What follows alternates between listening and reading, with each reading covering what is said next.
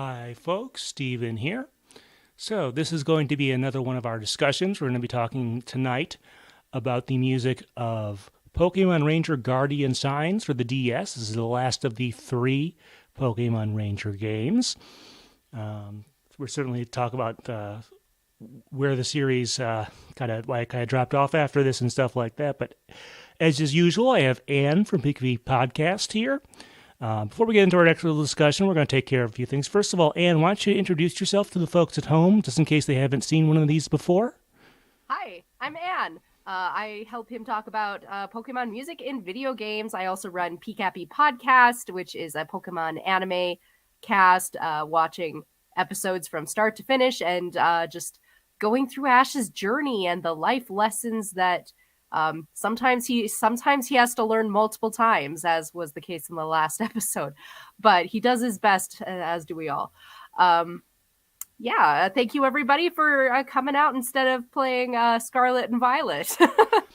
Yeah, both Anne and I have spent a little bit of time on that, but we didn't want to delay this any longer. Certainly Thanksgiving weekend may not have worked out any better.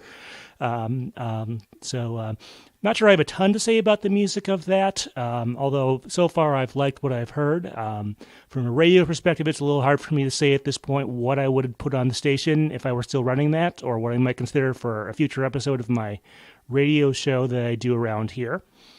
But overall, I'm enjoying my time here. I have noticed some of the technical flaws of the game that still need some optimization. I'm not totally bent out of shape about it.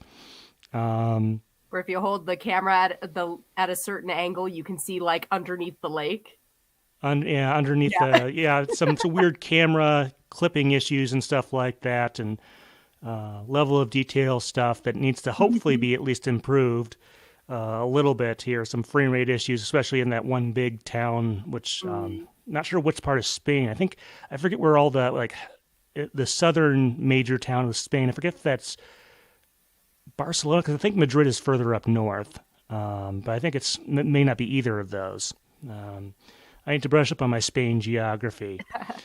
It's beautiful, though. There's some of the vistas are just so nice. And there's this one lake I found where I'm running around it and the sun hits it just right and rays come out. And it's just like, oh my. They're really pretty. They may be pushing the switch a little bit there. Yeah. But you cannot accuse them of not trying, even if it didn't quite work out how they wanted to. All right, well, so before we get into our actual discussion, like I said, Pokemon Ranger Guardian Signs, we're going to go through the usual process there in a little bit. I have a little bit of a sort of an icebreaker or warm-up or pre-show or whatever. Let me know, folks at home, if you like us doing these. You may remember that last month, I think it was in October, we did a discussion of, Pokemon Rumble. But before that, I showed off some of my artificially intelligence-generated art, where I took some celebrity pictures of musicians who had worked on Pokemon songs and ran them through a model based on an artist from the TCG. This time I did something a little different. Let me go ahead and present this. So let's see. I'm excited. So this is another one of those quiz type ones. So if you're watching this on replay or watching this in the chat, you can totally help out. But I have a nice little introduction slide here. All right, so the next couple slides are all going to have AI art generated in stable diffusion via prompts using lyrics from English Pokemon songs. So if you actually look on places like YouTube, people have gone in and taken lyrics from songs and put them through some of these artificial text-to-image generators and done that. I've seen that there are a couple of pretty good ones out there. I've seen one where they used I think it was Grant Wood as a style, using all the lyrics from Amish Paradise by Weird Al Yankovic. There's another good one based on Billy Joel's We Didn't Start the Fire. And there's some other ones that take some more esoteric songs out there and put them through there. So I decided, why not do something similar here? So the object of this, basically there's going to be an image that was generated based on a lyric. Your goal, and Anne's goal, I guess, is to guess the lyric, artist, and song based on the picture. So let's give this a try and see where that goes. And each of these one song, right? Yeah, there are 5 images. They're all different songs, different artists, and I use a line from each song to generate the picture you're seeing for that. So this one, you can see this picture. What do you think, Anne? What are your thoughts on this? Oh, you can also comment on them artistically as well. I mean, that's pretty. I might look that up later and have that hanging on my wall. Okay, so like just any English Pokemon song, or are these like all ending themes, or all? These can be pretty much any English song. I did try and spread them out across different albums and eras and stuff like that. So there is some relatively recent stuff as well as some stuff from like the Gen 1 era. Okay. Like my gut instinct says Somewhere Someday by NSYNC, but I don't think that's right. So I'm going to try to remember other eras other than Gen 1. Well, I'll give you a hint. You have the correct album, but no, it is not that song. Oh, okay. Okay.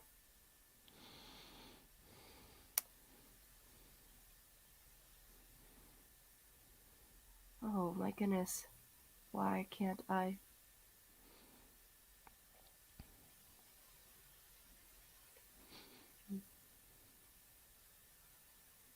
If Only Tears Could Bring You Back to Me?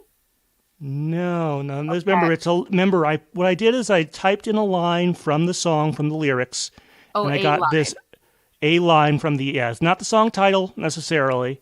It's not anything like that. It is a line from the song that I put into there. And I always generated multiple images, so I picked the one I liked the best. Okay. Oh. Is it We're a Miracle? It is We're a Miracle. Which line is it? Let me remember all the lyrics. You know what? I'm going to look up the lyrics because this is. How does it start?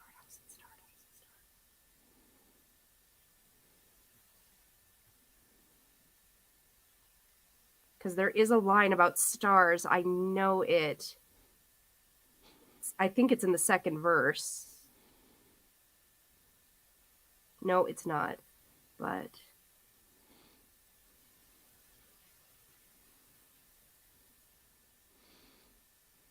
oh, so it's from the bridge, the 2 stars above the heavens? 2 stars among the heavens, yes. So yes, that was the prompt I used for this one, and I got a couple of different pictures. Destiny brought you to me. So yes, that was. I thought, well, they're always easy when you type the prompt in, but we'll see. There's 4 more of these. You got 4 more chances. Like I said, if you're watching this either in the chat room or play, please let us know how many of these you could figure out on your own. I'm guessing this seems to be a little bit harder than the take artists' faces and make them look like TCG art that we did last time. It's a little harder than I thought, but like the results are really nice. So yeah, can't complain. It's pretty interesting. I generally didn't put any style information into most of these, so it's just the lyric usually. All right. Oh, okay. Is it the ending song of Coco? You're not too far off, but it is something other than that. Okay. Okay.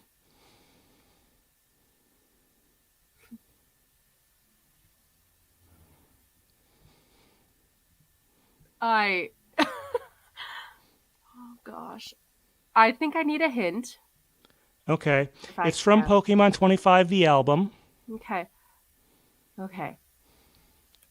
So that rules. But what is that singer's name? That starts with C. That does.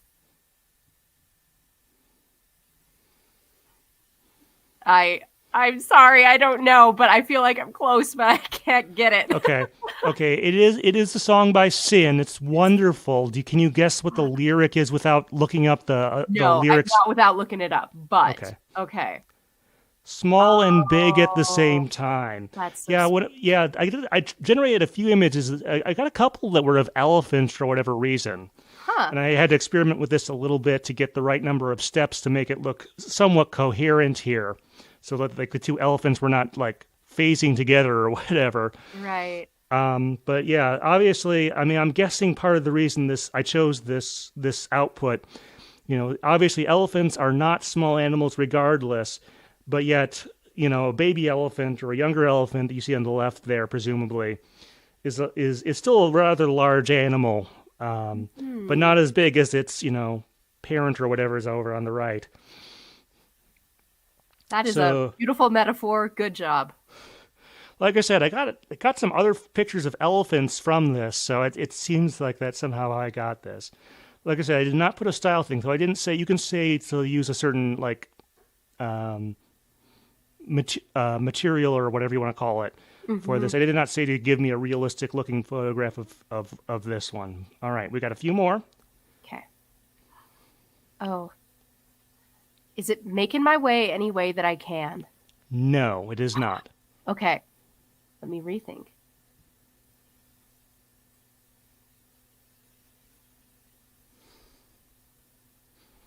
Like, honestly, I'm getting vibes from, like, the third movie and then the Master Quest theme song where Ashes run up the stairs, but those aren't represented in the lyrics, so it can't be that. It's an endless climb. No, I already guessed that. Stairs. I'll give you a hint. It is from the second movie pop soundtrack. Okay. So we got...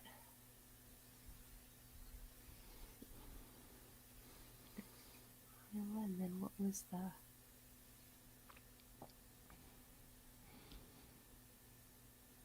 Okay. Extra Mile. The Extra Mile. No, it is not. Okay. Oh, Climb to the Shrine to write it. Is it The Chosen One? Or yes, and you got the lyric right as well. It's Climb to the Shrine to right what is wrong, from obviously the movie itself, but also the B-52 song, The Chosen One, on the soundtrack. I didn't think I'd get any of these. Yeah. So pat yourself on the back, Ann. Thank you. Maybe we'll see if you're getting better at this. But yeah, I had a couple other photos with this. Some of them didn't look quite right, like proportionally and stuff. But yeah, so that's number 3. All right, here's another one. Oh my goodness, that's adorable. What is that? Okay.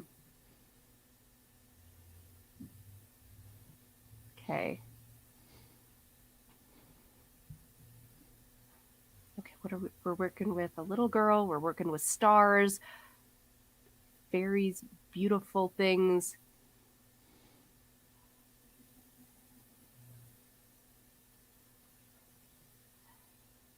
This is a Beautiful World? No, it's not. Okay. I'll give you a hint. It's more recent than that. Okay. Shoot. Recent enough to be Celestial? It is Celestial by Ed Sheeran. It is from there. Do you want to guess what lyric it is? No, I can't. All right. But I'll put you out of your misery there. But...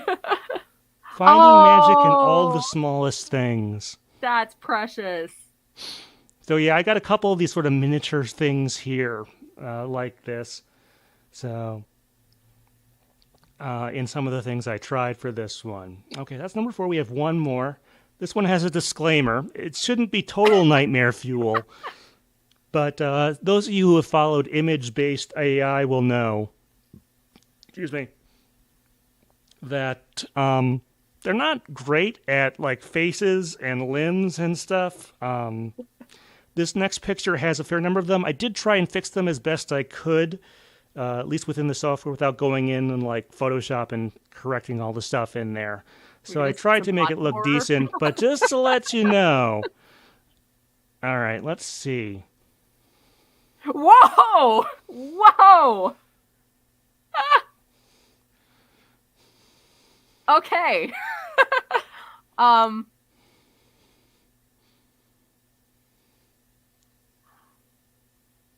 Okay, I assume it's many children cheering for something. Cheering you on, perhaps.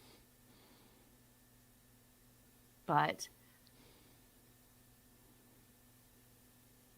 oh gosh, what song references crowds of children? Okay, I'll let you know what album it's on. It's from the To Be a Master album. Okay.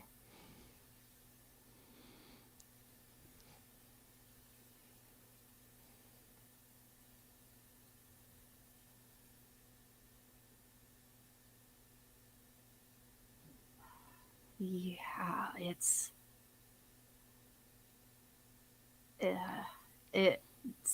not coming like I've got like a couple ideas percolating in my head, but I can't think of a single lyric that would support them. Okay, I'll give you another hint. The location, if you can guess it, might be useful, and it's part of the lyric. Are they in a school? Are they in a train station? I'm sorry, this one got me. All right. Well, I will let you know. I'll go to the next slide and let you know. This is a riot in Sunday school. Oh my goodness. From Double Trouble Team Rocket. Obviously, the number of cast members on that one. I think some other backup singers as well. But yes, they claim we can cause a riot in Sunday school. It's interesting. I think this one, as you can probably guess, I had a lot of trouble with. Partially, I think it's because the concepts are so diametrically opposed that the AI had trouble combining them together to getting something that looked really angry, which I didn't really do a great job here. One child has two mouths.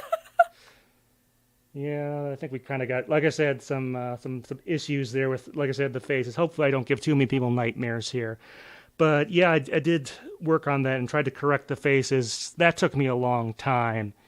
Even once I found a seed value is used to sort of produce the base of the image, and then you can do some things based on that.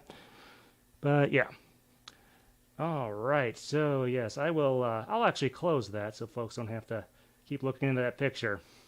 It's like I feel like there's got to be an artist out there that is their style. Like, yeah, I'm sure it is. Very Salvador Dali meets, like, I don't know, the Scream or something. Yeah, so that was an interesting product. Like I said, I hope I didn't scare too many people home with that, especially with that last one. Let us know what you think about doing these little icebreakers on these live streams like this before we go into our actual discussion. I will maybe try and do more in the future. But let us know about that. I do plan on breaking, hopefully like I did with the other one, breaking this out into a separate video with some trimming down to get it to be a little bit closer. So, yeah. All right, well, let me go ahead and let's see. So just to give you an overview while I boot up the recording stuff, and Anne, you can take things as well. Yes. So the way this usually works, this is going to be another one of our side game Pokemon music discussions. And let's see, let me go ahead and punch up my notes. Probably shrink those down a little bit so I can see shrink them down more than that. Let's see.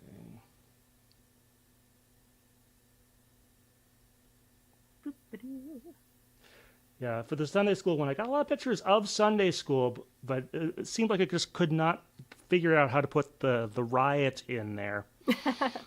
Like I said, they just might be so diametrically opposed that the AI had some real problems there.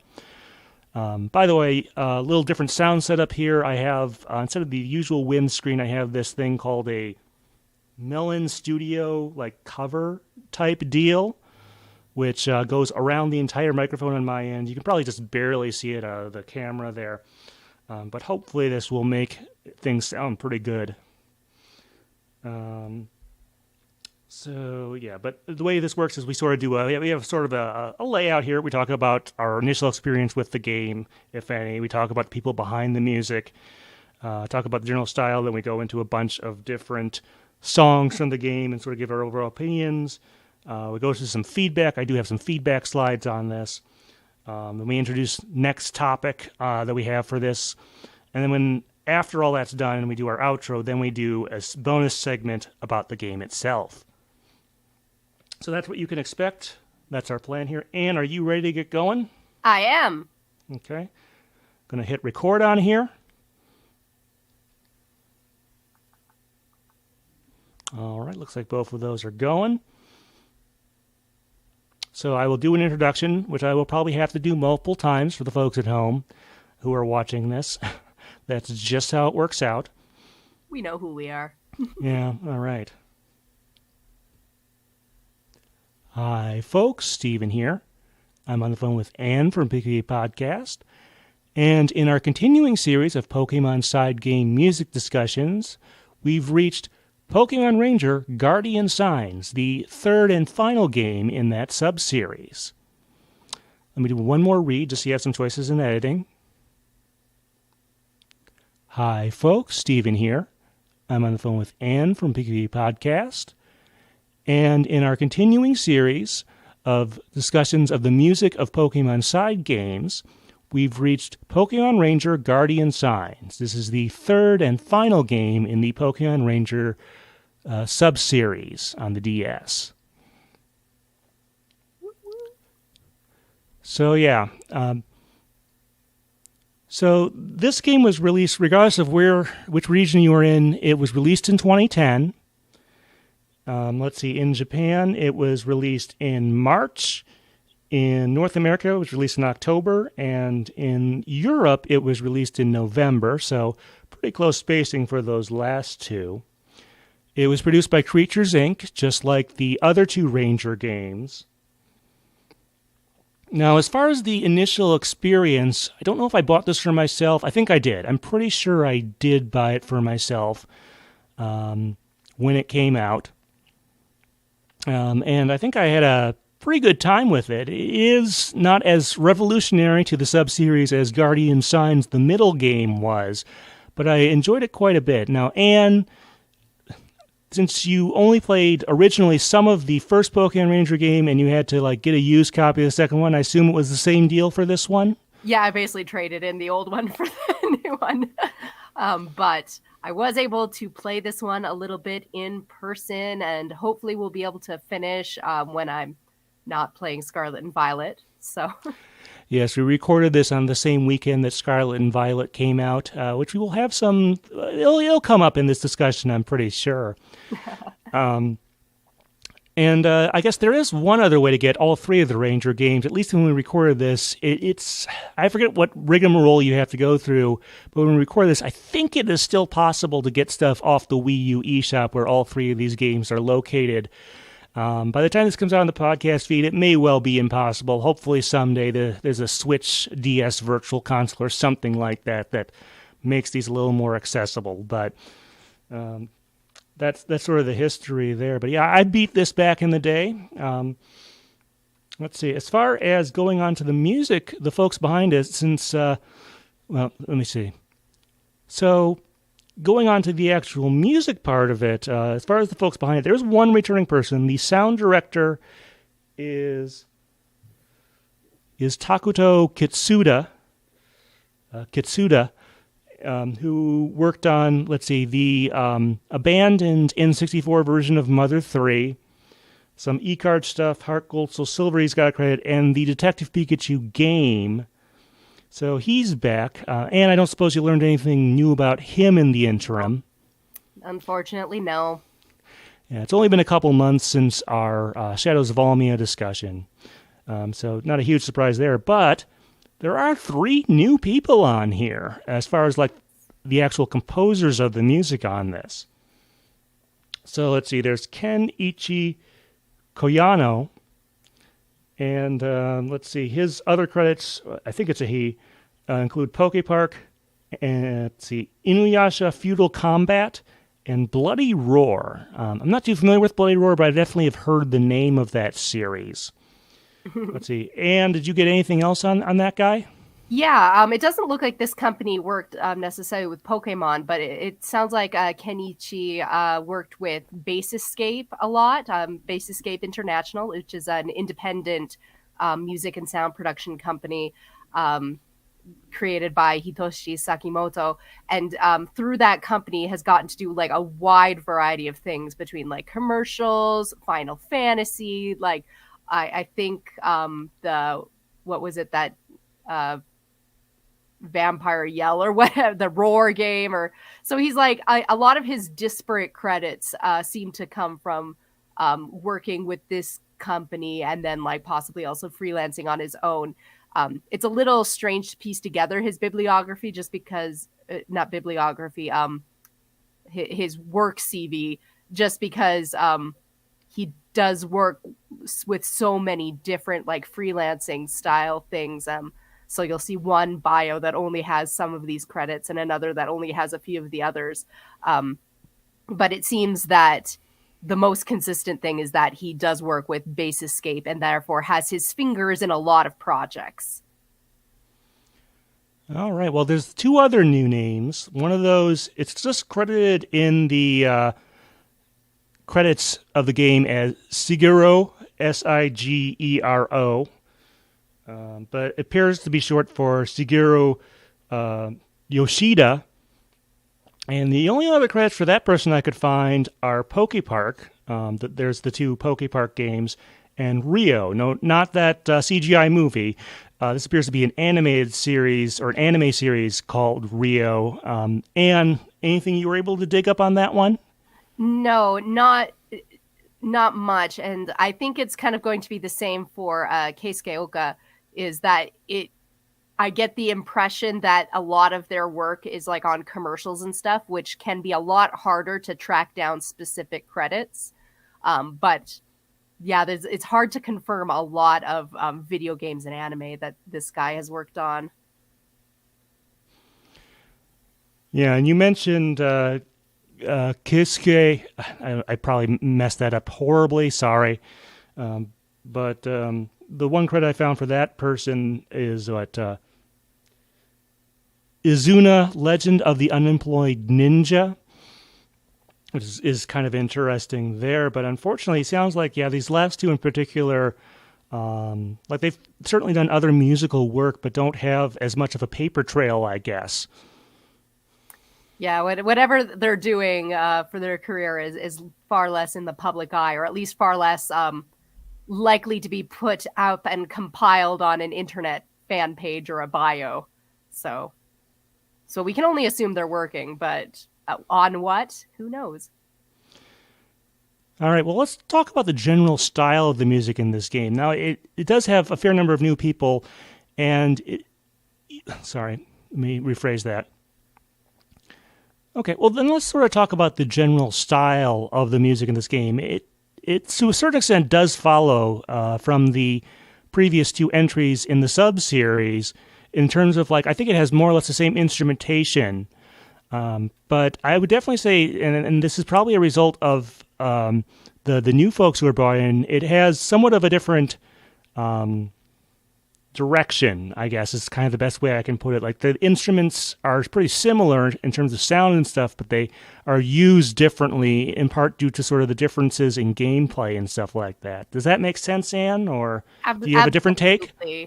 No, like that similar sound, but yet kind of just a fresh new life to it. Like like the instruments sound the same, but the soundtrack just sounds different. And I very much like this soundtrack for that reason. Yeah, we'll talk about our overall impressions later in the discussion to a greater extent. But I would say it's more elaborate than the prior two. Not that the prior two I would say are bad, but they definitely had a richer mix or richer use of instruments in this third entry. For sure. All right. Well, if you've listened to these before, you know what we do next. We've each picked out 3 songs, and we're going to go through them. Let's see. I picked out, the Legendary Dogs theme, or Riding on a Legendary Beast. Again, since there's no official soundtrack, these don't really have official titles, so you might have heard different names for these out there. Let's see. So I also picked the Crushed or Sinking Submarine theme and The Sky. So, Anne, what did you pick for tracks? I picked Sky Event, Rasp Cavern, and Societas theme. I think it's pronounced Society. It's obviously a pun on society and tea. They'll make more sense once we get there and we describe this group of folks and who they are.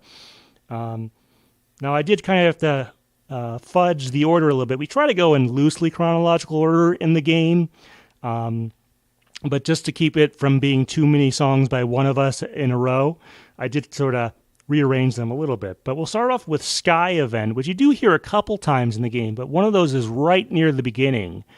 And you want to kind of describe this one? Yeah, so it's kind of got this real bass driving of a beat, and then kind of soft piano and like some sort of malleted instrument like a marimba or something to kind of make it just sound very light and fluffy. Partway through, there's like this more electric keyboard style riff to kind of give it some action. But you hear it and you get the visual of being flying or having an adventure up in the clouds. It really, like many of these tracks, just evokes that mood of what it's trying to do so well. Yeah, there's definitely a major flying component to this game that was, well, it technically sort of existed, but it's displayed very differently in this third game in the series. I know that the instrumentation very piano and guitar based, and very playful flight. I think kind of one of the things I wanted to compare it to a certain extent was the movie, or I guess the movies now, Top Gun, a little bit, although it's not quite as 80s, not quite as over the top, I guess, in certain places, but it does seem to be going for a not completely dissimilar vibe there. Did you notice that, Anne? No, I can't say that it. I've never seen Top Gun, so there's that. But when I think of some of the other tracks on this list and like that 80s style of music and just kind of very grand, but yet also like very fitting.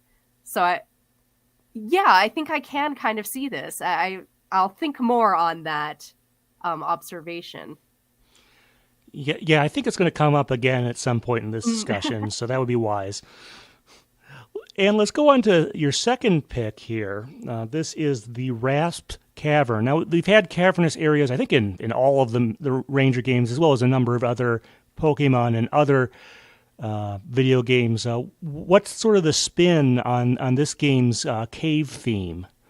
Okay, so this just has a fun little array of synths that just give it this weird vibe, like not quite spooky, just weird. And it also like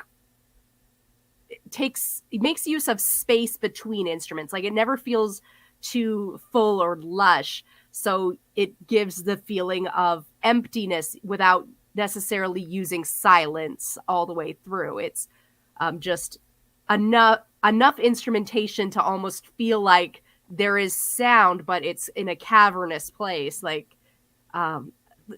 it's got kind of lo-fi vibes to it, like as well. Like I could see someone listening to this while they did their homework.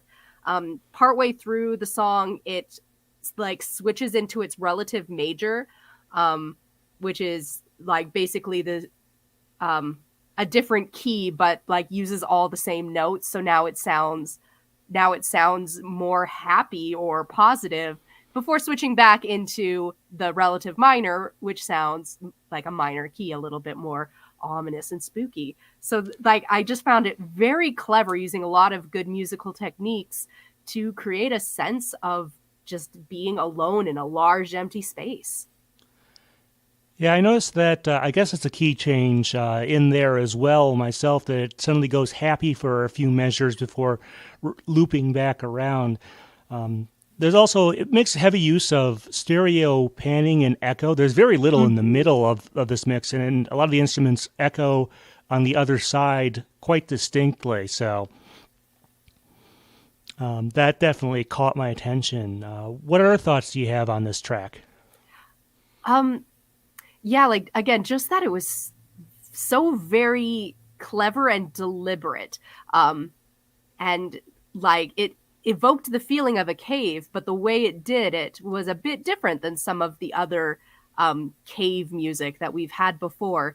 But and then again, just also that it was pleasant to listen to. Again, I can see just having this on loop in the background as white noise. So I just found all of that to be very interesting. Yeah, not sure I would have used this as a radio track on there. Maybe I did. I'm pretty sure I did actually like record it back in the day for the station, and I may well have used it on there, but I'm not sure I would call it the standout track. But it definitely, I mean, you can tell just by listening to it, it's a cave theme.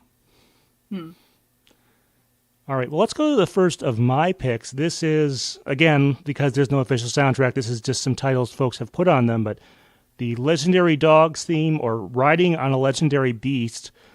So basically what this is, at a certain point in the game, you get the privilege of summoning the three legendary beasts. So that's Raikou, Suicune, Entei. They were in the first Ranger game, but this time you get to interact more with them. But you can summon them, and you can ride on them across the map. There are certain places you can't go, and then there are actually certain places they can go that you can't normally go as well. But it has this musical theme to it that I really enjoyed, and it is one of probably the best tracks, at least I think, in this game. Instrumentation-wise, it's a combination, I think, of guitar, horns, and maybe some strings. It's a little hard to tell sometimes with the DS instrument set if it is exactly a stringed instrument in there. And it has kind of an off-to-adventure or off-to-the-rescue vibe. And does that line up with your observations? Did you find something different? Very much. Like, I agree. This is one of the best tracks. Like, just, it's got this feel of, like, smooth jazz. It's, like, cool is the first word that came to my mind on it. Like, this is just a cool song. And also, like, there's something about the chords they use that sounds like not only jazzy, but like very enka. We've brought up enka on this show a few times. It's kind of a very traditional Japanese style of music that was the precursor to pop, that kind of borrows some jazz elements. It kind of borrows from their, traditional opera singing a bit. And it's very much almost like blue collar country is perceived over here. Like it's kind of old fashioned and the music of the people in a way, even though it's also very high class these days as well. But like it just had a very enka sound to it. Like I felt, kind of closing my eyes and listening to it, like I could almost hear an enka style singer singing over this track. And, I felt like I was in like a kind of classical 50s or 60s Japanese kind of like movie or something. So there's just, something very unique to this track that I think makes it stand out amongst the rest. Yeah, there's actually a few tracks from this game that someone on YouTube, I forget their screen name, has gone in and tried to sort of upsample and create a more... if you had better sound hardware than what the DS has, it wasn't terrible or anything, but it has its limits. Try to get around those and sort of re-orchestrate them, and has done this song and I think a couple others from this game. You mentioned the jazzy aspect. Yes, this is definitely not like the William Tell Overture. Definitely from a more modern era that has a little more maybe style, more modern style, like as in almost like fashion and stuff.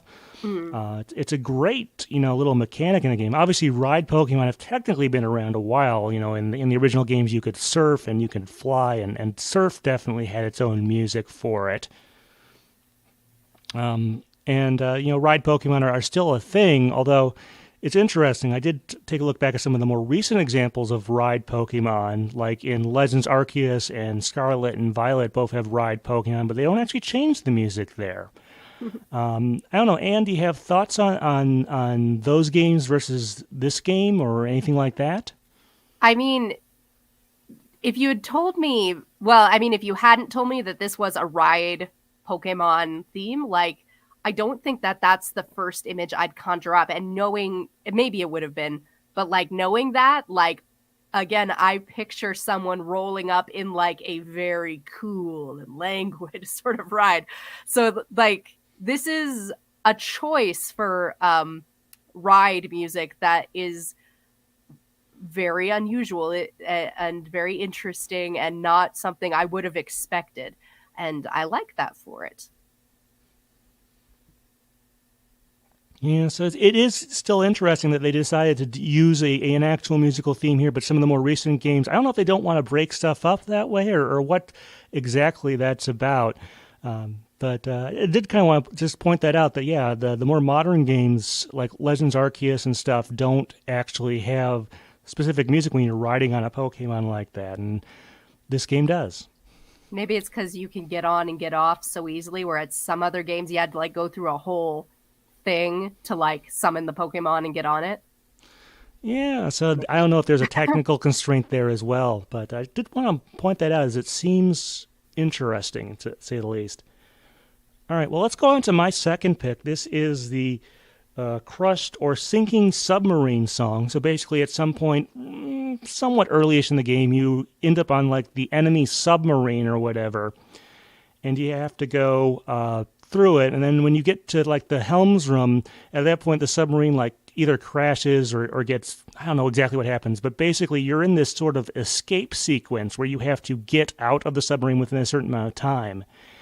And I do generally like this song, but what really kind of struck me about it, it's not like an escape sequence song you would hear in like a Metroid game or something like that, where, you know, the auto-destruct or whatever has been enabled and you have to get out as soon as possible before the whole thing goes kablooey. This is actually kind of a little bit more of a triumphant song. Did you notice that, Anne? Yeah, I have in my notes that, like, you know, it sounds serious and, you know, very staccato at the beginning and like heavy, but not like you're in peril. It sounds like a rescue anthem. So like I can see a rescue mission in the sinking submarine almost more than I see like racing to get out with your life, which is interesting. Yeah, it as far as the instrumentation, it is pretty horn based. I'm not sure where I wanted to actually go with that. I think I meant to mention that a little bit earlier. So let me come with a little different transition here. Yeah, like I said, that does, you know, well, you know, the more heroic nature, and I guess maybe that fits more with the Ranger theme, where it's not just you're trying to save, it's some of the other Pokemon on there you're trying to get out. It's not completely dissimilar to like a cargo ship segment in Shadows of Almia, in that regard, that you're trying to save as many passengers as you can. So, but I did find that choice kind of interesting there. Now, one other element I wanted to mention, apparently it's not actually part of like the soundtrack, but it is something you will hear if you're actually playing the game. There is a repeated like radar or I guess sonar ping that you hear while you're in the submarine, and it plays both before and during this segment. And to be honest, I kind of consider it part of this song, even though I guess technically it isn't. I don't know, Anne, did you get to this part in your playthrough so far? And if so, do you have any thoughts on that? I did, and that kind of adds in a bit of the, like I said, the time limit and the peril that I was kind of missing just in listening to the track by itself. I don't know if I would consider it part of the song, just because I really like this track. Like the brass instruments just give it a nice warmth to it. But I do think that that little pinging fits really well because there's a lot of repetition of motifs in this track, which also help to build the tension. So I think it just kind of, it slots right in there and it fits. But I would say when I'm looking at the track by itself out of context, I'm okay with it not being there. Yeah, it does seem like they did time that sound effect so that it kind of worked at least somewhat with the music for that area, though. It's hard to say exactly. I'd agree with that. All right, well, let's go on to Anne's third pick. So there's the Pinchers, which are sort of the main evil group that you're fighting off for most of the game. But eventually you find out there's sort of this other group that is sort of the masterminds behind all this called, I guess, Society. Society. It's like a portmanteau of society and tea, as in the beverage. And they have a couple of themes associated. And you picked, let's see, basically the Society's theme or Encounter Society, you might hear it referred to. What sort of got your attention here? Well, I love how it starts. Like, it just feels like final boss music. And it's got these clarion bells, and the rhythm is very catching and driving and very percussive without like overusing percussion instruments. Like, just the downbeat and the notes are just so very rhythmic and deliberate that it really drives it forward. And I like that a lot. And it's also just it has a weight to it, this track, which when you think of something like Society, like you think of something delicate and passive aggressive. And this is very much in your face, like drama. Yeah, you can kind of tell from the music that these folks mean business. Yes. Just from listening to it. I know it instrumentally has some powerful drums and horns, but I'm not sure if these are the same samples they use there, but I wanted to kind of compare it to some of the more serious music in the Pokemon Stadium games. So not the one that sounds more like something you'd hear at like a ballpark or like an actual sporting event, but something that sounds a little more sophisticated, I guess, is one way to put it. But it reminds me of that stuff from especially Stadium 2. I don't know if that registered on you, Anne, but do you have any thoughts on it? It hadn't, but I can see that fitting, really well. I don't know. There's like a richness to it that I feel like sets it apart, but like I would be interested to maybe splice this into Pokemon Stadium 2 and see how it felt underneath the action there. Yeah. Yeah, there are a couple other Society tracks in the game, and one of them I could definitely, like, in my mind, I was sort of, pasting Ted Lewis's announcer vocals from Pokemon Stadium 1/2 on there, and it's kind of worked in my head there, so that more or less was what sort of registered for me. I don't know. I know that some of like the N64 samples were used like on the Game Boy Advance, and I think in DS games as well. And I'm not sure they're the same, quite the same samples here, just because although you can get kind of N64 quality level music out of the DS, it's still not quite the same as what you get between the two systems. Any other things you want to mention about this track, or maybe even some of the related Society tracks?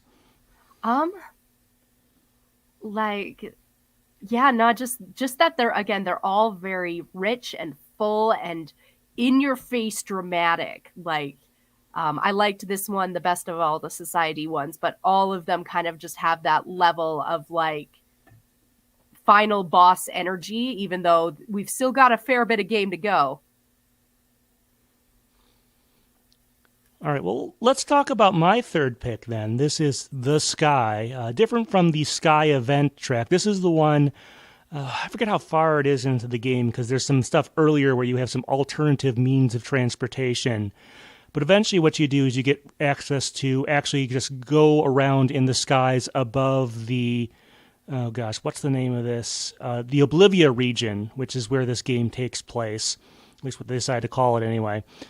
And you can go around there, and you get this theme, which is not completely dissimilar from Sky Event, but this one is a little more, I don't know, it uses bells as its main instrument rather than piano and guitar.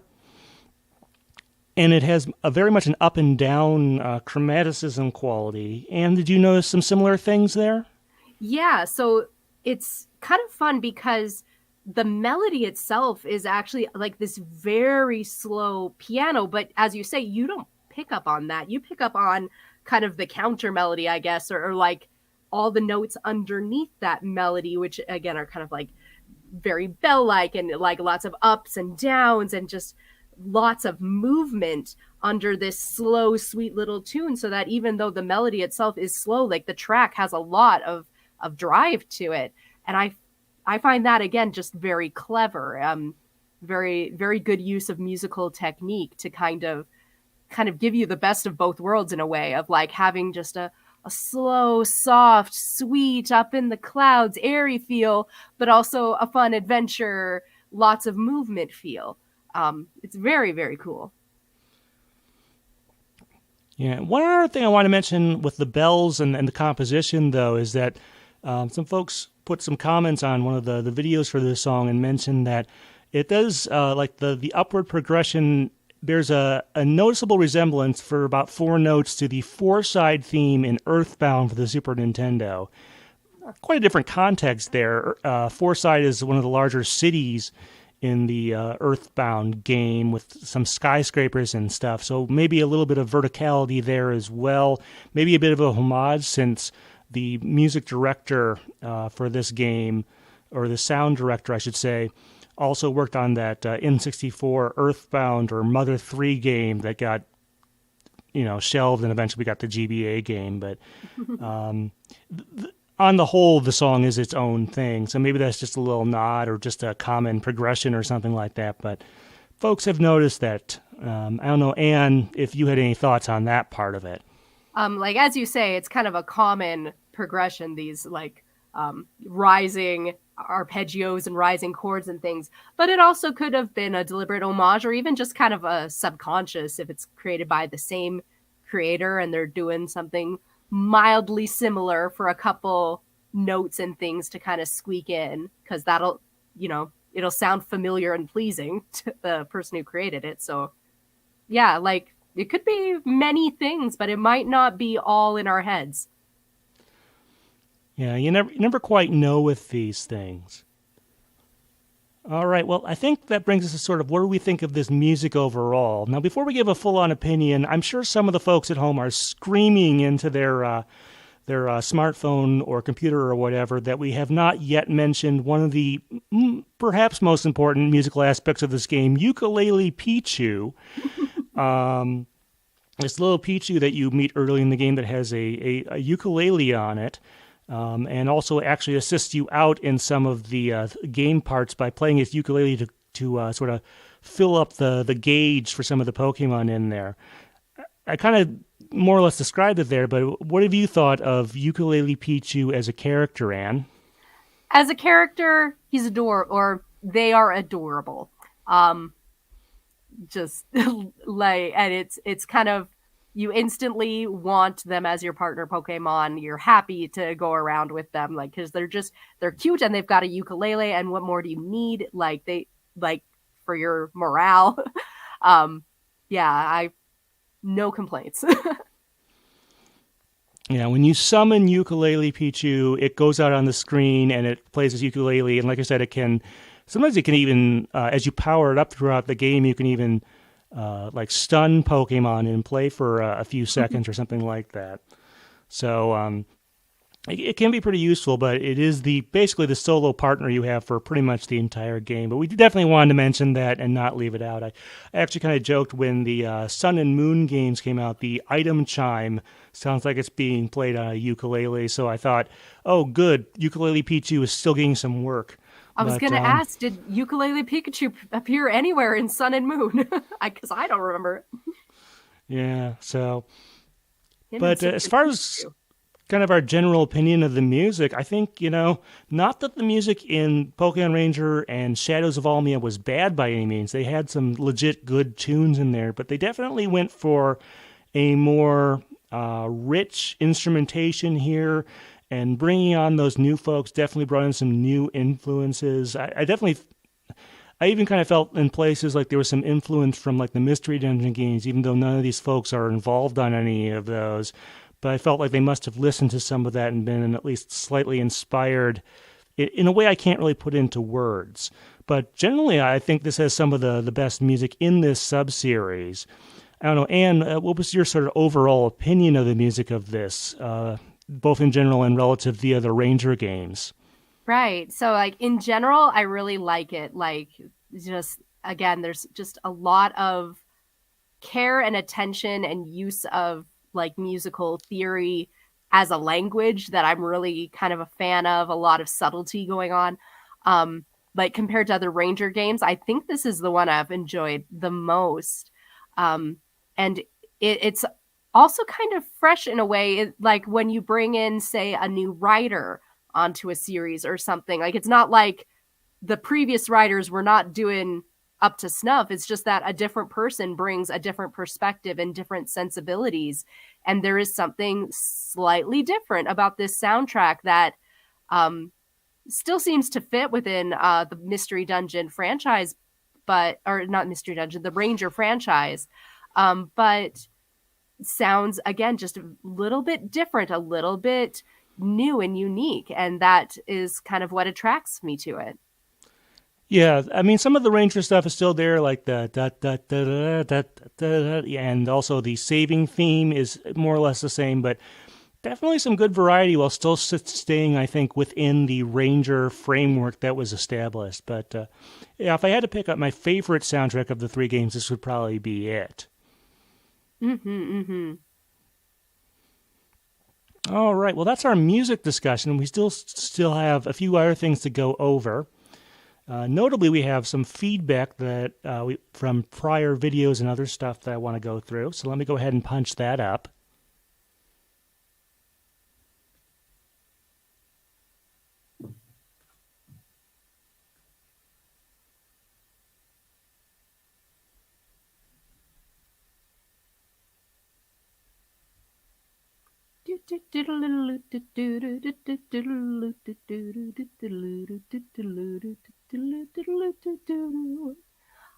And definitely, if you want to get featured in this next segment, you know where the comment section is, and you can comment on this video, and we will read you aloud in this beautiful little PowerPoint that Steven is queuing up. Just a hint, everybody. Yeah. And speaking of feedback, of course, if you have comments on this or anything else, you can always drop a comment on one of our videos. You can also drop us an email, pokepress@gmail.com, or you can look for us on Twitter @Pokepress. At least, well, Twitter's going through some stuff as when we recorded this due to some new ownership. But hopefully that's still around by the time this gets out on the feed. All right, so our first comment, this is on Michael Hegney, discusses localizing early seasons of Pokemon. This is an interview I did a few months ago with Michael Hegney, the localizer/adapter for the early seasons of the Pokemon anime. Interestingly, he has started his own podcast called Original Pokeband, where he goes episode by episode through his decisions and tries to figure out which ones he thinks are good still and which ones are not. But in any case, I got a comment on this video from someone by the name of Gordy. Says, these are really good interviews. Well, thank you. Perhaps you could convince Norman J. Grossfeld to sit down for an interview. So for some reason you're not familiar. Norman was, I forget what his exact job title was at 4Kids, but he was in charge of the Pokemon anime in some capacity and made a lot of decisions on it as well. Now, I have tried to, I guess you could say, bark up that tree. I think it was John Stiegler tried to get in touch with him. And I point out in this comment, one of my interviewees tried a ways back, but Norman declined. And Gordy replied back, I figured he must turn everyone down, but he's probably still working in the industry. And I'm not entirely sure on that one, to be honest. I tried looking up like his Wikipedia and stuff. I don't think I've seen much of anything from him since 4Kids folded in like the late 2000s, early 2010s or whatever it was. So I actually have not seen a ton of stuff, much of anything from him. I don't know. Anne, have you heard much from if he's working on anything at the moment, or? No, I can't say that I have. And it's kind of, I don't know, like, it's such a weird industry, like, and you know, if people like decide, say they want to spend a few years doing something else unrelated to entertainment, it's like they drop off the face of the earth. So it's like, who knows? I hope everything's going well in his life, but yeah, like I haven't heard him involved in anything in entertainment. But that doesn't necessarily mean he's not working. It just means no one's talking about it, I guess. Yeah, so not sure what the deal on that end is, but yes, someone has tried on my behalf to get an interview with him, and Norman declined. So just so you know about that one. All right. Well, so a couple weeks or a week or two before we recorded this, so we got some sad news that Aaron Carter passed away. He's had a number of personal issues throughout his life. And so it to be honest, while I'm still saddened by it, it's not a complete surprise. But I decided, sort of in the aftermath of that I would put up a little tribute video where I took a bunch of stuff I had done really within the last year or so, talking about his song from the Pokémon the First Movie soundtrack, Have Some Fun with the Funk, and sort of string those together. And we did get some comments on that. So let's see. DDD03 said, "This is truly a beautiful tribute. I honestly didn't follow music when I was that young except Pokemon, so this is the only song that I am familiar with of his." But he didn't want to minimize Aaron's contribution. Thanks for the good vibes. Yeah, so just so you want to know, I'm familiar with a little bit of Aaron's other work. I do search iTunes and other stuff periodically to see if that song from the first movie soundtrack has finally made it on there. So far, it hasn't.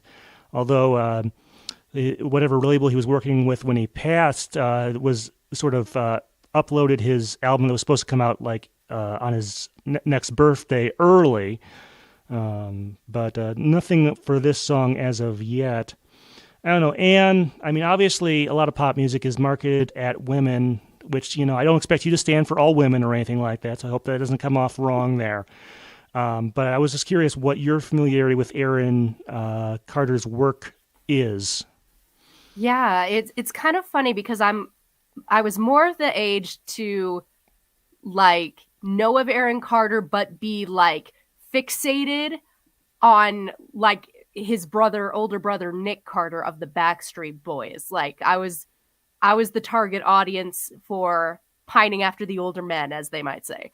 And Aaron was young and fun, and I remember he wasn't necessarily the one that I was gunning for. I wasn't the hugest fan, but his music was still a part of my life. And the ones I remember the most were Aaron's Party, Have Some Fun with the Funk, that very early stuff that was kind of just my young, 12, 13-year-old, having fun with my friend Aaron kind of vibe, while I, secretly was trying to catch the attention of his older brother. That was the vibe in my teenage life with him and his music, was that he was my peer, he was my buddy. And again, his music at that time was all very fun and very inviting and very engaging. I'm not as familiar with some of the stuff he's done later in his life. But when I think of Aaron Carter and his impact on pop culture, he was the cool kid in class that was your friend and just kind of brought everyone together. That's kind of the effect his music had on me, at least. Yeah, and I figure, I know with the Pokemon the First Movie soundtrack, they're trying to get as many popular boy bands as they could, roughly speaking. And obviously Aaron was on, he was a solo act, but he was sort of on the, age-wise, on the lower end of that spectrum. And then you had obviously folks like NSYNC and 98 Degrees, and I guess at the very top, not trying to insult them or anything, you have Blessing You Souls, which is more of a young adult crowd type of thing on there. But they tried to sort of fill in all those different things there, and Aaron was definitely a part of that. Let's see, do have another comment on this one. This is from Dwayne Simmons, and he says, let's see, the dub soundtrack is so amazing. So it's a little comment there. I sort of replied, they managed to collect a pretty good selection of songs despite most of them not being written for the film. Excuse me. So yeah, Aaron's song, wasn't written for the film. It was recorded a year or two prior, and stuff like that. It was late 98 or very early 99 or something like that. I talked with Paul Umbach, the one of the engineers and producers and stuff on that song. And he let us know some background details on it. It was one of the first things that Paul had worked on at Jive Records. But I have to say, the sort of legacy of the Pokemon the first movie soundtrack, it's a really good party album. In that regard, it has some really great party songs like "Have Some Fun with the Funk" and "Get Happy" and "Soda Pop," which may not technically have a ton to do with the plot of the movie. I usually sort of associate them with the short, but have that sort of right vibe for it. I don't know. Anne, did you want to kind of elaborate or give your own thoughts on that? Yeah, I mean, we've talked a bit on this show like several times about like how it's kind of amazing, really, how well some of these songs fit despite not being written for it. But since we just came off of like the subject of boy bands, like I kind of want to liken it to kind of the discourse that probably came up in our generation about like we kind of, our generation put people down for not fitting a particular image, like, oh, the boy bands don't write their own songs, they're not as talented, or this singer-songwriter writes their own song, therefore they're, quote, better. And like my argument against that has always been like, when you write a song, you can sing it really well, but like there's a beautiful magic when someone else comes in and sings those same words and brings their different perspective and their different talent to it and creates something new. And I feel like the soundtrack of the Pokemon movie has a lot of that going on, where it's like they could have created a track of songs written specifically for that movie, about that movie, and maybe it would have been great. But there's this beautiful magic of people combing through songs that already existed, being like, this fits so well. And like, this only needs one little lyric tweak, and suddenly you unlocked this new metaphor of the movie and like brought this new theme to life. And I think that's something very special. It's an interesting take. Like I said, I just tend to throw the party songs and not under the bus. I'd say, oh, they're just for the short, which is very, lighthearted for the most part and stuff like that, and they fit in better there. Once you get to New Island and stuff, it'd be kind of weird if Mewtwo's Palace or whatever there had Muzak, so that would be. But no, I appreciate like Aaron's song, even if it doesn't fit, it's still a very well-produced and performed song, and that's one of the reasons I like it on there. And that's something I can say for a lot of the other ones on there. Mm-hmm, for real. All right, well, rest in peace, Aaron. We will miss you, and I guess I have to reiterate one of the lines in Have Some Fun with the Funk is, this party is too short, and indeed it was, but you left behind quite a body of work and quite an impression. All right. Well, like I said, on a lighter note, our next discussion, we go in North American release order. So our next side game, whose music we're going to discuss, is Pokepark Wii Pikachu's Adventure. So this is, obviously, as the name implies, a Wii game. It was a disc-based game this time around, where basically you go to, like the actual gameplay is you go around what is a Pokemon theme park, and you have to complete various tasks to sort of solve some issue that comes around at the end. And did you play this back in the day? I did not. This is one where I don't even have a memory of watching a friend play it or like testing it at a con. So I don't know what happened to this game. No one in my life seems to have played it. Well, I think I remember the sequel, which is a Gen 5 game, a little bit better than this one. But we'll definitely find some music, and which was worked on actually by some of the same people who did Guardian Sign, so you'll be hearing from them again. All right. But until then, Anne, thank you very much for being on. Thank you. This has been Stephen Reich. All right, folks, thanks. Yeah, I'm going to have to find me a copy or something of that. All right, so we'll leave a little pause here, and then we'll do our game discussion. Let me get my notes back up. I have a variety of notes on the game itself. Let's see. I kind of wish I had put something else after the Aaron Carter thing, but we'll find some way to edit that to make it sound hopefully good there. I mean, it was quite a shock when it came through there. Well, a little bit. Like, I'm not totally surprised that this is how his life kind of came to a sad end, knowing what I know about his, personal life, especially after his initial part of his career. But yeah, so all right. But back to the game discussion. I have a couple different things we're going to talk about here. Mostly about there aren't a ton of as many changes as there are from Ranger to Guardian to Shadows of Almia, but we'll still talk about this. So leave a little pause, and then I will do an introduction to our games segment.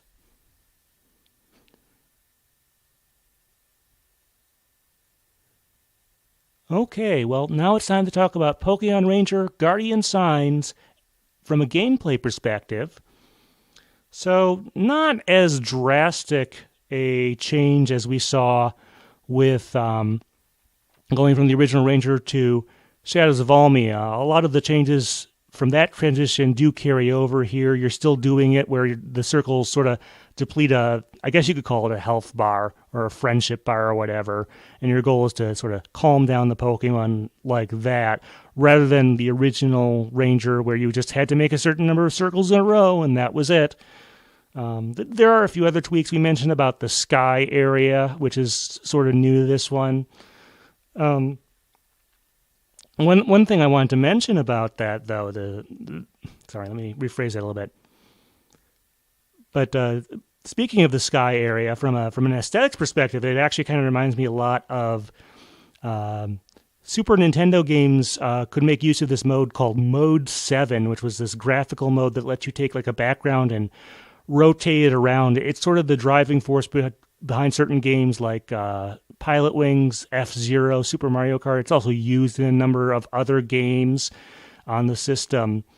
I don't know, Anne, I did try to have you look up that a little bit. Did you get a chance to explore what Mode 7 is? I was able to look at it a little bit. I mean, I can't say I fully understand it yet, but I do have a bit of a frame of reference for what you're talking about. Yeah, there's definitely some stuff in this game that you could not do in Super Nintendo Mode 7, at least without some further enhancements or some very clever programming, perhaps.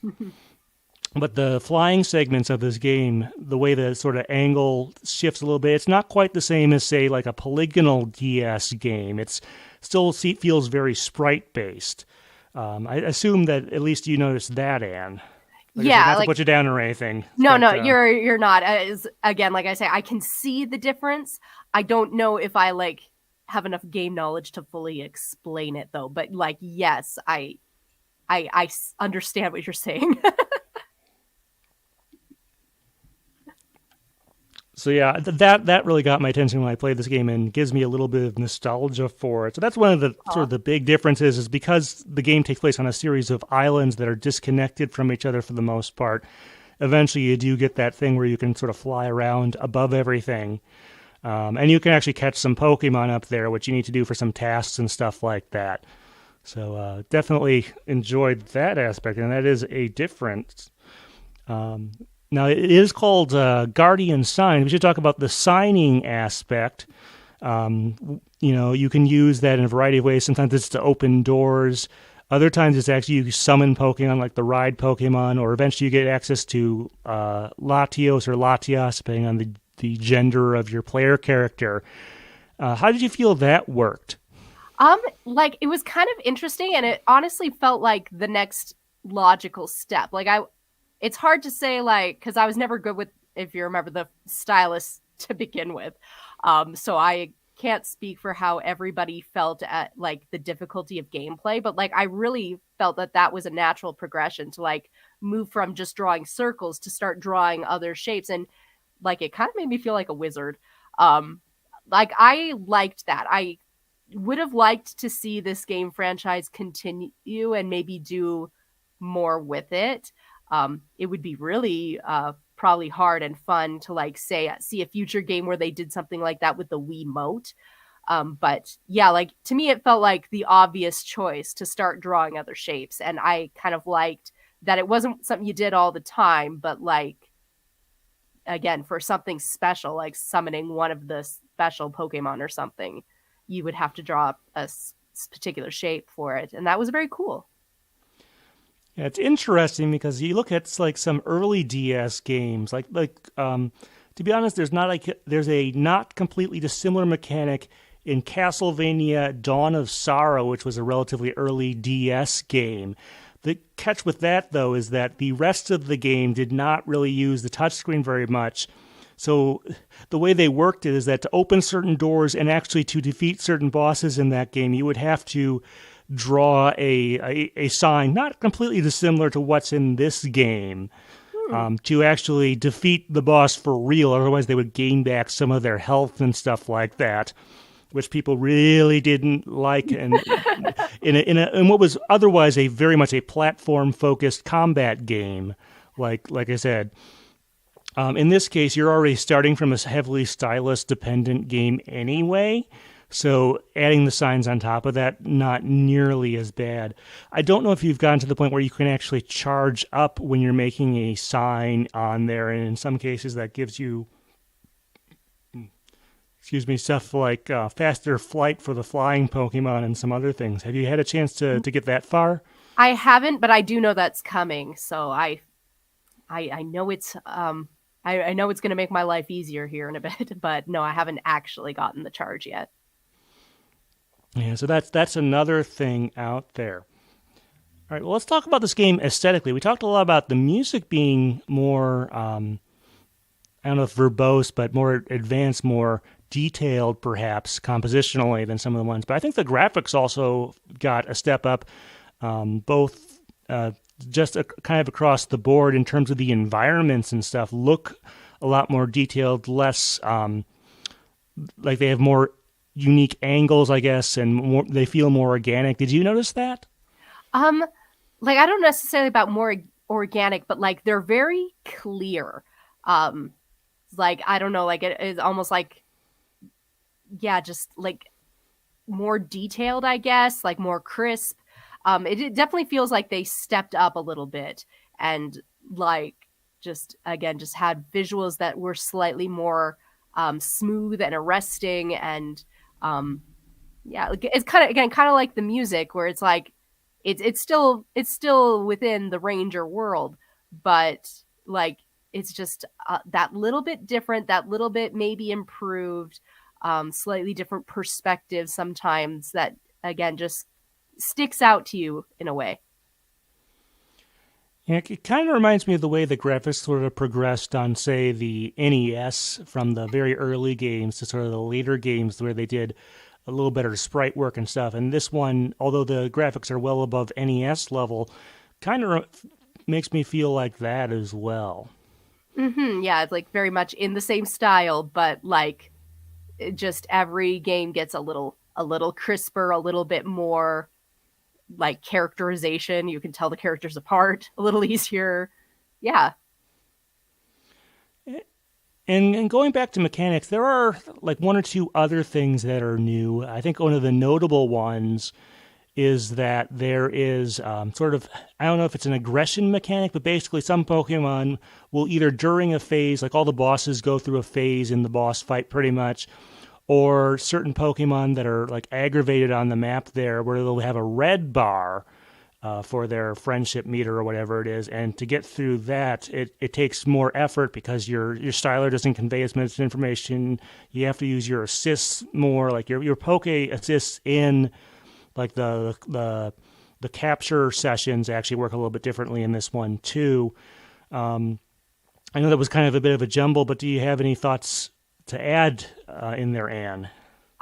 Yeah, like as you know, the anime fan here, like I do like when the games can kind of reflect things that come from the anime, like again Pokemon having personalities and things. So the concept that like some Pokemon are more aggressive or some of them like are going to be harder to capture because they're upset and your Pokemon has to come and kind of like talk them down a bit. Like I like it when the game can kind of reflect in its mathematical code and like that aspect of it, that emotional aspect of it, I guess. I do think it sometimes makes it a little harder to play because I suck at this game. But I do like the idea behind it. Yeah. So beyond that, I have to say there's not a ton of changes. Those are some decent ones. But like if you've played Shadows of Almia, this one does have some differences, but maybe not as many. I mean, I wouldn't expect it to change things up as much as going from the original Ranger to Shadows of Almia, because that kind of needed an overhaul. But this one doesn't go quite as far. Did you kind of want them to see them do more, or were you kind of happy with this?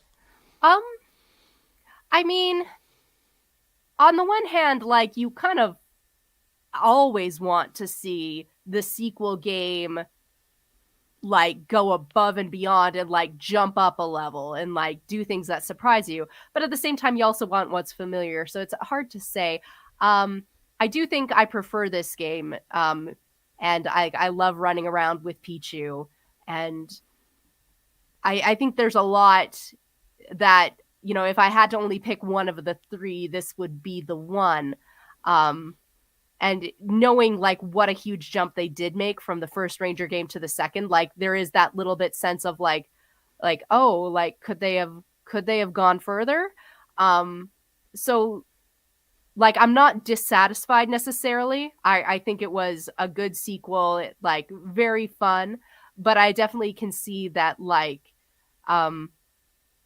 they not necessarily that they could have done more, but like I would have liked to see them get bigger and bolder and I don't know, try new things like they did from the first to the second, and like just keep getting better, I guess. Yeah, it's a bit of an interesting dilemma because this is still a 4th gen game. It does have a fair amount of like downloadable content and whatnot. Let's see, I'm not sure that really fits in there.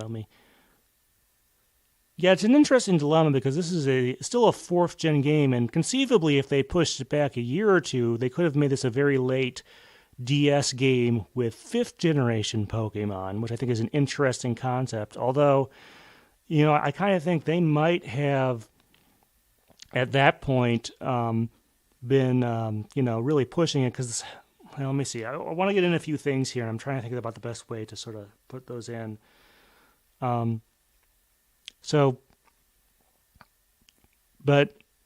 Yeah, regarding the, you know, Shadows of Almia, Guardian Signs, I think Guardian Signs mechanically is definitely the better game. However, if you play both games back to back, I think the Guardian Signs can feel really kind of tedious, and I think it's better if you space them out because in, you know, the original release that they were spaced out by about 2 years.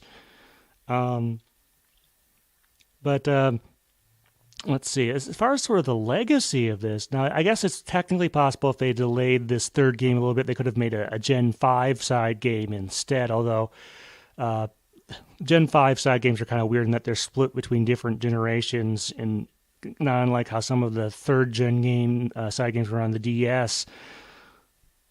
Boy, I think this is just going to be one of those ones where I just have to say it a couple of different ways, and in editing we figure out what the least bad way to sort of incorporate all this stuff together is. We'll splice some sentences in until we get where you're going. It's fine. Yeah. So, you know, briefly looking, I looked earlier at the sales figures.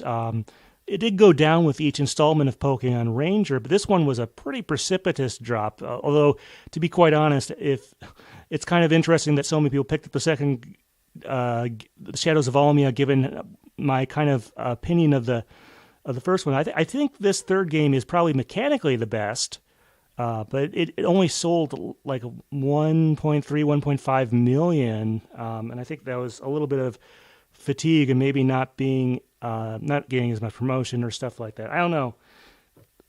Sort of. Let me say it another way. Like I said, sorry, folks. Yeah,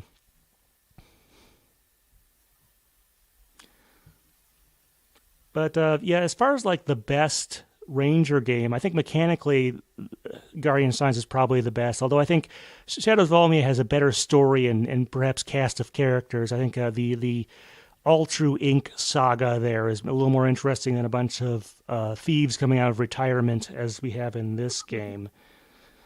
Now, I guess there's a couple other options they could have gone with this one. This is still a Gen 4 game. They could technically have pushed it back a year or two and made it a Gen 5 game, but then, if it comes out on the DS, it's really late in there. And then if it's 3DS, they have to redo the whole thing, kind of. Either way, this is still the last Pokemon Ranger game.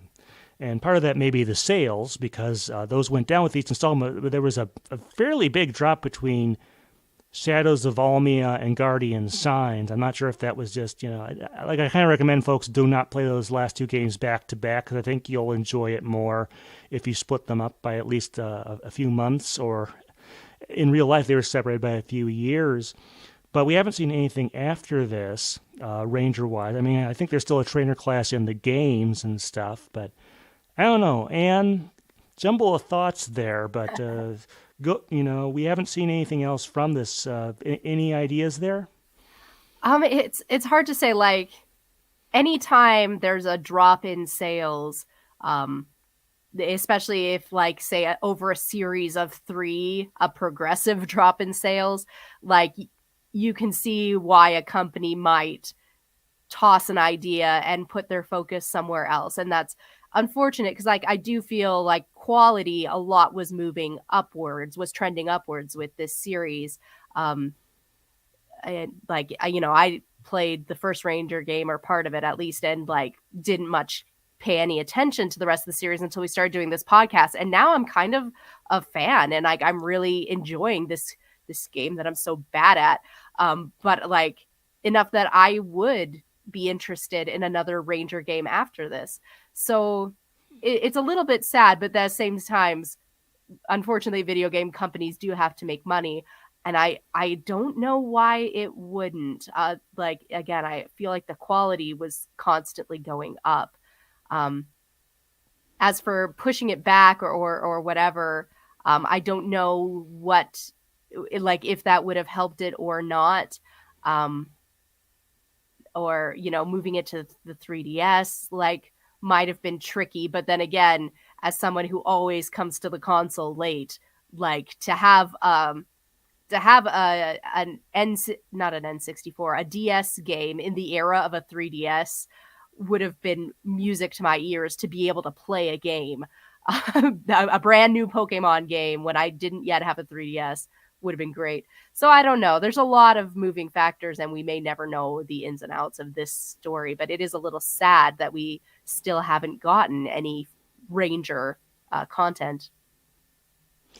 Yeah, I mean, they didn't promote this one as heavily. Certainly they didn't have a movie out for this one. I think there was a thing in the anime for it, and stuff. So there was some promotion for it, but I think, you talk about the 3DS, it did have a touchscreen, partially for backwards compatibility, but there certainly was not as much use of it there. Now, the Switch has a capacitive touchscreen, so if they want to make, say, a handheld-only game, which does exist, it's used, I think, for rhythm games a fair bit on the Switch for handheld-only games.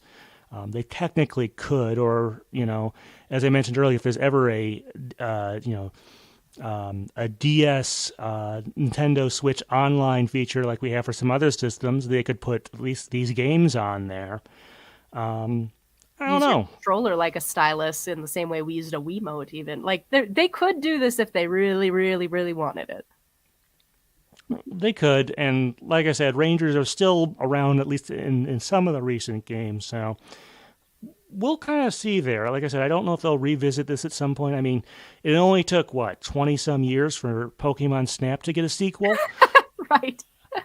I think it'll be a little while before we see another one of those, but I wouldn't rule that out either. You truly never know. So yeah, certainly not a bad game in any sense, and quite possibly the best of its sub-series, but I guess it just wasn't successful enough for them to decide they wanted to do more with it in the future. Yeah. Okay, I think that is a good end to our segment there. So sorry, folks at home. Sometimes, like I said, since this is supposed to be a fairly polished podcast and stuff, sometimes we like to have multiple options in editing, so that's why it took me a couple reads, both on the intro and also some of that other stuff there. But thank you very much to everyone who stuck around for this. Obviously, yes, it is very tempting to play some Scarlet and Violet. Let us know how that goes. Be interesting to see. I do kind of wonder what they're going to do for side games in Generation 9, now that Scarlet and Violet are. Oh my gosh, we're sold. But I am kind of wondering what they're going to do. If they're going to, like, we haven't seen a Mystery Dungeon game since the remake on the Switch back in 2020. I wouldn't be surprised if we saw more of that. They haven't been, like, the first two sets of Ranger games, the original ones and then the ones on the Explorer series, were very successful, more so than Gates to Infinity Super or even the remake. But still, I think there's probably still something left in there. Like, I doubt we've seen the last of the Pokemon Mystery Dungeon games. We'll see what or if they do something next. I'm always a strong proponent. Switch has been a great system for pinball games. I would love to see a remake / expansion of the prior pinball games. Maybe port the existing tables and then make some new ones. I certainly hope someone has at least pitched that to the Pokemon Company as an idea there, because I think the switch between like the being able to detach the controllers on the regular unit and move it vertically like a pinball table and having the HD rumble and stuff makes a really good pinball simulation machine on there. And I would like to see that. Obviously, I think Pokken is done for a while. Not sure. I think people are kind of happy with Smash, so I'm not sure if we need to see a one-on-one. Obviously, Unite is still going on. Like I said, they haven't announced anything. They haven't even announced. We're still waiting to find out what the next Pokemon movie is going to be, because that seems to be in limbo. We haven't heard anything since Secrets of the Jungle. Apparently they've been kind of short-staffed on the anime lately. It seems to be what's going on there. And that maybe has delayed stuff. Maybe, so...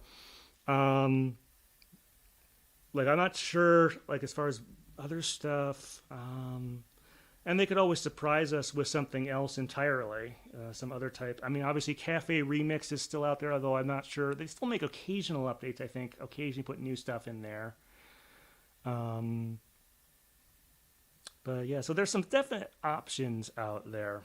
And there's obviously nothing stopping them from making another Pokemon Picross, considering that they are putting out, Jupiter's putting out Picross games on the Switch still, so they could totally make another themed one.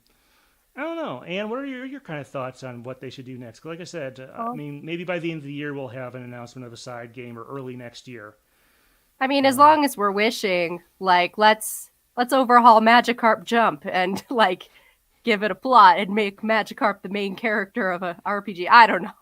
Let's go wild. I just like my Magikarps, and I don't know. I'm really happy with anything the Pokemon Company chooses to make a new or make completely new or reboot or whatever. I've not always loved everything, every single game, as we've discussed through this podcast. Some of these games have spoke to me more than others, but they're, games are meant to be fun and make you happy, and I've never had a bad time even playing a mediocre game.